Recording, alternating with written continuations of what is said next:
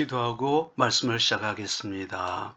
거룩하신 하나님 감사합니다. 우리 하나님께서 우리를 참으로 귀하게 여기사 주의 종으로 부르시고 또 하나님의 사역들을 함께 할 수 있는 그런 귀한 시간들을 허락해 주셔서 감사합니다. 하나님, 우리 목회 사역에서 성도들에게 설교하는 일이 얼마나 크고 놀라운지, 하나님의 말씀은 살아서 참으로 운동력이 있어 좌우의 날 쓴 것보다 예리하다라고 말씀하셨습니다. 이렇게 귀한 하나님의 말씀의 사역을 저희들이 참으로 게을리하는 때가 많습니다. 그러나 이제 저희들이 더욱더 사모하는 마음으로 하나님의 묵상, 말씀의 묵상 없이는 저희들이 정말 설교할 수 없기 때문에, 목회할 수 없기 때문에 간절히 하나님 앞에 도움을 구합니다. 오 주여, 오늘 우리와 함께 해주셔서 말씀의 능력을 더하여 주옵소서. 그러나 말씀의 능력이 갑자기 임하지는 않습니다. 우리가 말씀을 깊이 보고 훈련하고 또 에스라와 같이 말씀을 실천해 나갈 때 역사하는 줄로 믿습니다. 오늘 참으로 주의 종들을 붙들어 주시고 말씀 앞에 우리 무릎 꿇은 사랑하는 우리의 사역자들을 주께서 불쌍히 여기셔서 하나님, 하나님의 은혜의 말씀을 쏟아낼 수 있도록 역사하여 주옵소서.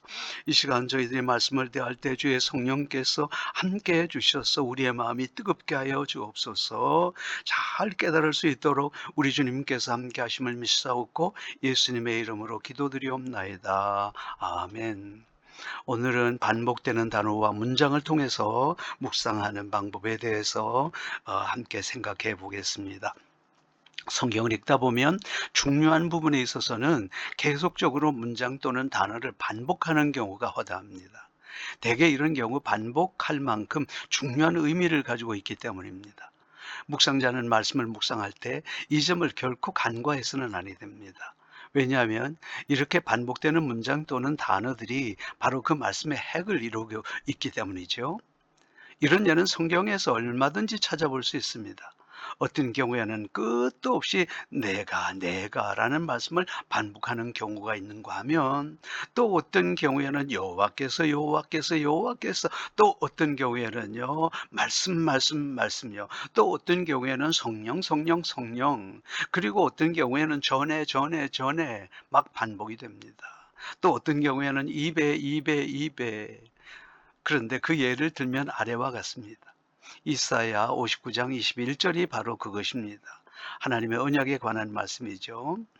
여호와께서 이르시되 내가 그들과 세운 나의 언약이 이러하니 곧 내 위에 있는 나의 영과 내 입에 둔 나의 말이 이제부터 영원토록 내 입에서와 내 후손의 입에서와 내 후손의 입에서 떠나지 아니하리라 하시니라. 여호와의 말씀이니라.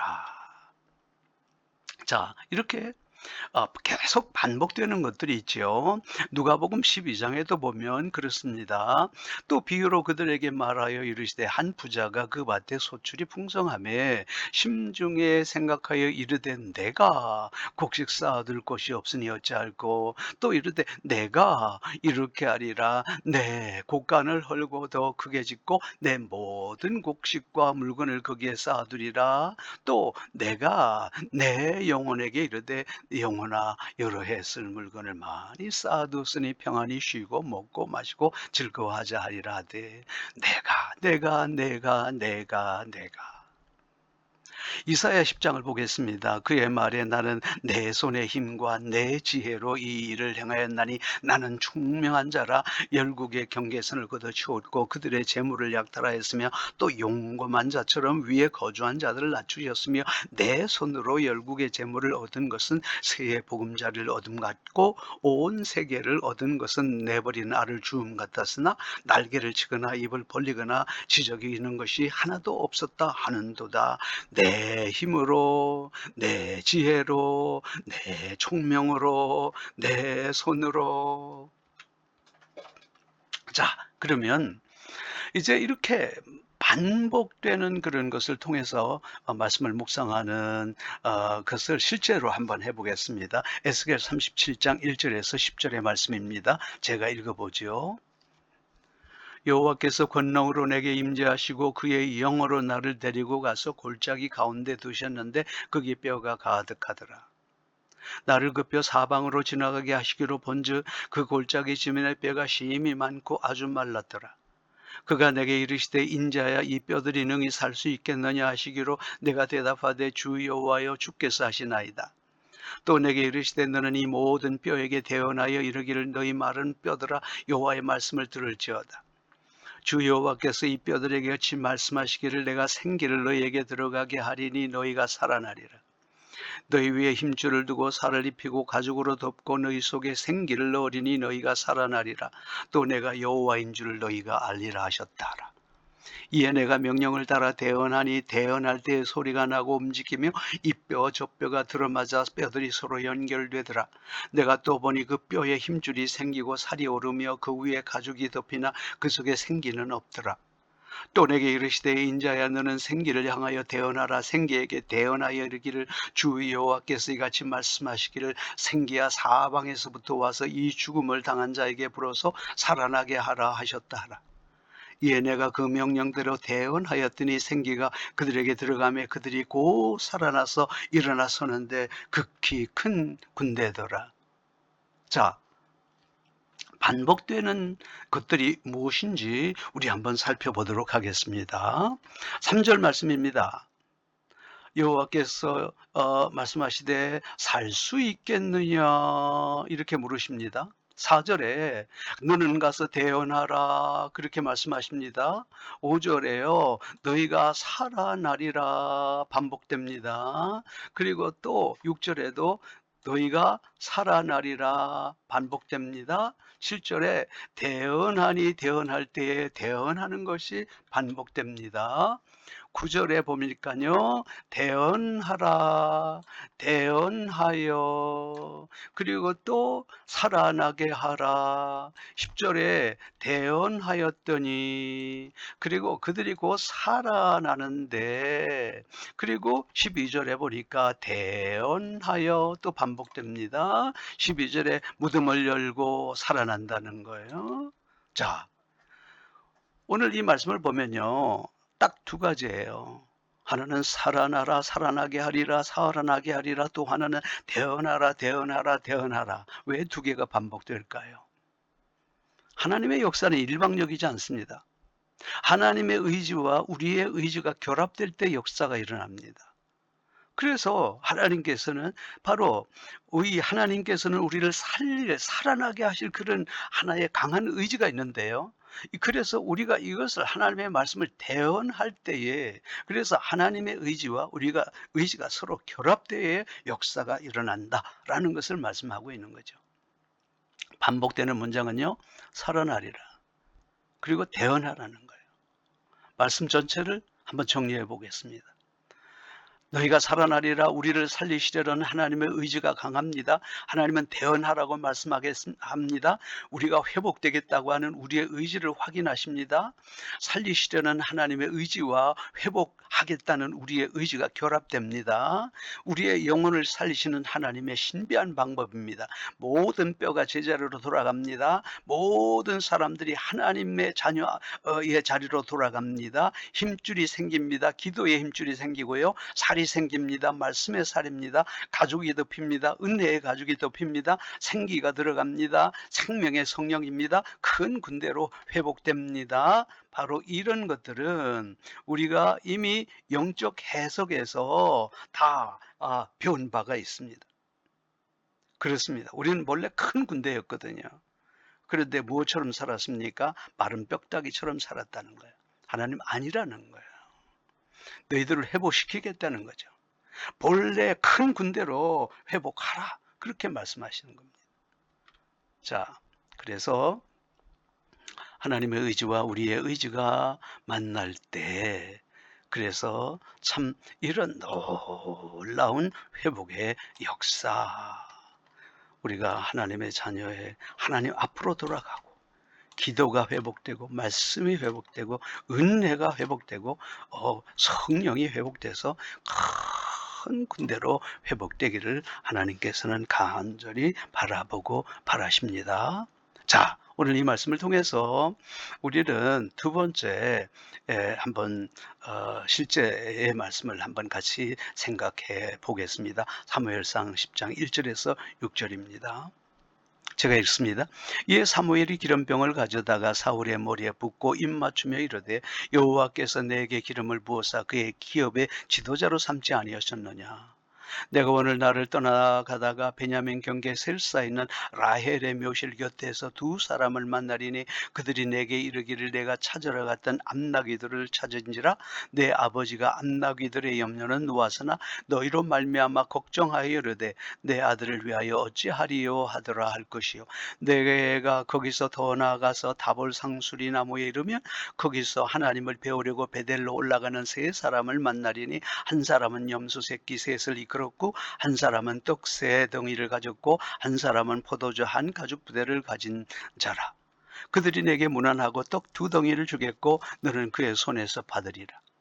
그 후에 내가 하나님의 산에 이르리니 그곳에는 블레셋 사람들의 영문이 있느니라. 내가 그리로 가서 그 성읍으로 들어갈 때에 선지자의 무리가 산당에서부터 비파와 소고와 저와 수금을 앞세우고 예언하며 내려오는 것을 만날 것이요 내게는 여호와의 영이 크게 임하리니 너도 그들과 함께 예언을 하고 변하여 새 사람이 되리라. 그렇게 됐습니다. 자, 이제 무엇이 반복되고 있을까요? 하나님께서 말씀하십니다. 그의 기업의 지도자로 삼지 아니하셨느냐. 너는 지도자다. 그렇게 말씀하시는 거예요. 자, 그런데 첫 번째 네가 사람들을 만나게 될 건데 라헬의 묘실 곁에서 두 사람을 만나게 될 거야. 그런데 네가 암나귀들을 찾았느니 뭐 어쩌느니 그런 세속적인 얘기를 할 거야. 더 나아가라. 더 나아가라. 그러면 하나님을 배우려고 베델로 올라가는 사람들을 만나게 될 건데 그 세 사람을 네가 만날 텐데 한 사람은 염소 새끼 셋을 이끌었고 한 사람은 떡 세 덩이를 가졌고 한 사람은 포도주 한 가죽 부대, 모두 하나님을 예배하는 데 사용하는 그런 것들입니다. 그리고 그들이 떡 두 덩이를 주겠고 너가 받을 거다. 근데 얘기합니다. 내가 하나님의 산에 이르라. 더 나아가는 말씀이에요. 그래서 더 나아가는데 어디에 가는거 하니까 바로 블레셋 사람들의 영문이 있는데 그들이 성읍으로 들어갈 때에 네가 선지자 무리를 만날 건데 이 선지자 무리가 비파와 소고와 저와 수금을 앞세우고 찬양하면서 예언하면서 내려오는 것을 만날 거다 이거죠. 선지자 무리 만나라는 거예요. 이 선지자 무리를 만나게 될 때 여호와의 영이 크게 임하리니 너도 그들과 함께 예언을 하고 변하여 새 사람이 되리라. 왜요? 지도자는 새 사람이 돼야 된다 그 말씀이에요. 지도자가 새 사람이 되지 않고 지도자가 성령 충만하지 않으면 안 되기 때문에 하나님께서 이렇게 하셨다는 거죠. 자, 정리해 보겠습니다. 하나님이 사울을 왕으로 부르셨어요. 지도자로 부르셨어요. 그런데 첫 번째 만남이 하필이면 무덤가에서 만납니다. 하나님께서 더 나아가라는 거예요. 우리가 사실 살아갈 때에 우리 만나는 많은 사람들이 우리를 무덤가로 인도하는 사람들이 많습니다. 자, 두 번째는요. 베델로 예배하러 올라가는 사람들을 만날 거다 그랬습니다. 하나님 더 나아가라고 그랬어요. 자, 얼마나 좋습니까? 하나님께서는 우리가 예배하는 것으로서 만족하지 않는다는 말씀이에요. 더 나아가라고 그러는 거예요. 세 번째 만남은 뭐냐면 선지자 무리를 만날 건데 네가 그 무리를 통하여 변하여 새 사람이 되리라. 그리고 네가 예언하며 내려오는 것을 만날 거단 말이에요. 왜 그럴까요? 지도자거든요. 지도자가 성령 충만하지 않고 지도자가 하나님의 말씀을 대로 살지 않으면 망한단 말이에요. 그래서 너도 성령 충만해야 된다. 그 선지자 무리를 만남으로 말미암아 새 사람이 되리라. 과연 우리 성도들이 어떤 사람들 만나죠? 우리 목회자들이 어떤 사람들 만나죠? 정치하는 목사님들 만나십니까? 놀러다니는 목사님 만나십니까? 기도하는 목사님 만나십니까? 말씀 묵상하는 목사님들 만나십니까? 그래서 자꾸 말씀에 대해서 연구하십니까? 하나님은 사람과의 만남을 통하여 역사하시는구나. 아, 우리가 사람을 만나도 성령 충만한 사람 만나야 되는구나. 아, 목회자들이 목사들을 만나더라도 성령 충만한 사람들을 만나야 되는 이유가 여기 있구나. 그래야 내 목회가 살아나는구나. 여러분, 그 말씀하는 거 아닐까요? 자, 그렇습니다. 설교 적용해 보겠습니다. 당신은 어떤 사람을 만나십니까? 사울에게 큰 사명을 주십니다. 라헬의 묘실 곁에서 두 사람을 만나는데 무덤, 즉 우리를 죽음으로 이끄는 사람들 만나고 세상의 가치관 가지고 사는 사람. 베델로 올라가는 세 사람 참 좋죠. 그러나 거기에 머물지 말라는 거예요. 더 나아가라는 거예요. 하나님의 산에서 예언하며 내려오는 사람을 만날 거다. 선지자물이 만나라. 성령 충만한 사람들 만나라. 그러면 이 사람들을 통하여 네가 새 사람이 될 거다. 우리 성도들 어떤 사람 만나시죠? 우리 목사님들 어떤 사람 만나시죠? 새 속에 물들어 당신을 새 속으로 이끄는, 죽음으로 이끄는 그런 사람이요? 그냥 단순한 예배 생활로 충분하다는 그런 사람이요? 아닙니다. 하나님은 그 차원을 넘어서 당신을 성령 충만한 대로 이끄는 그런 사람들을 만나라. 그렇게 말씀을 하고 있는 것이죠. 이게 바로 반복되는 단어와 문장을 통해서 우리가 말씀을 깊이 보는 그런 하나의 훈련이라는 거죠.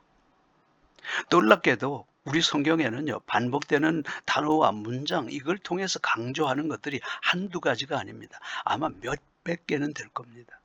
너무도 많은 거죠.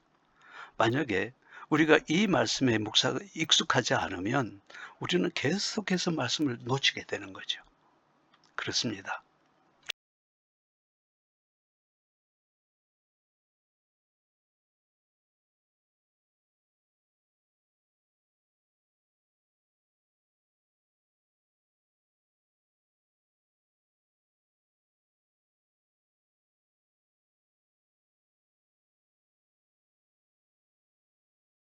다시 일어나기 전에 그리하라.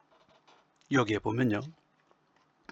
너는 청년의 때 창조를 기억하라. 곤고한 날이 이르기 전에 나는 아무 낙이 없다고 할례가 가깝기 전에 해와 빛과 달과 별들이 어둡기 전에 비 뒤에 구름이 다시 일어나기 전에 우리가 이 말씀은요 이미 영적인 해석법에서 다 한 것입니다. 그런데 오늘 1절 2절에는요 반복법입니다. 아, 여기에서는요, 계속 전에, 우리 인생에는 반드시 이러한 때가 오는 것이구나. 바로 그 말씀을 하고 있는 것이죠. 우리 인생에서 절대로 피해갈 수 없는 몇 가지 일들이 있습니다. 우리 인생에는 반드시 곤고한 날이 온다는 거예요. 우리 인생에는 반드시 아무 낙이 없다고 할 해가 온다는 거예요. 우리 인생에는 반드시 해와 빛과 달과 별들이 어두워지는 때이 온다는 거예요. 우리 인생에는 반드시 비 뒤에 구름이 다시 일어나는 때가 온다는 거예요. 이러한 일이 내 인생에 발생하기 전에 반드시 여호와를 기억하라는 거예요. 우리 곤고한 날이 오기 전에 여호와를 기억해야 되고 낙이 없다고 할 해가 오기 전에 여호와를 기억해야 되고 빛과 달과 별들이 어두워지기 오는 날이 전에 여호와를 기억해야 되고 비 뒤에 구름이 다시 일어나는 때가 오기 전에 기억해야 되고 바로 이때가 언제냐? 청년의 때라는 거예요. 청년의 때 아직은 우리가 젊다고 생각할 그때 여호와를 기억하라. 그렇게 말씀을 하고 있습니다. 그래서 말씀을 정리해 보면요. 설교에 적용해 보면 우리 인생에서 절대 피해갈 수 없는 몇 가지 일들. 이러한 일이 내 인생에 일어나기 전에 여호와를 기억해라. 또 이러한 일이 일어나기 전이 언제인가? 바로 청년의 때다. 꼭 여기서 청년이라고 하는 것은요.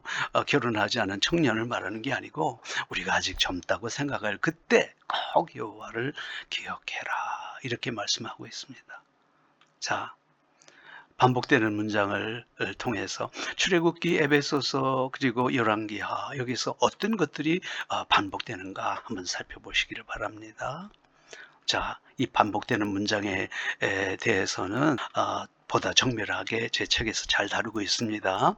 깊이 있는 말씀 묵상, 그 깊이 있는 설교의 지름길, 세부산 기독교 서적 여러분께서 기억해 주시길 바라고요.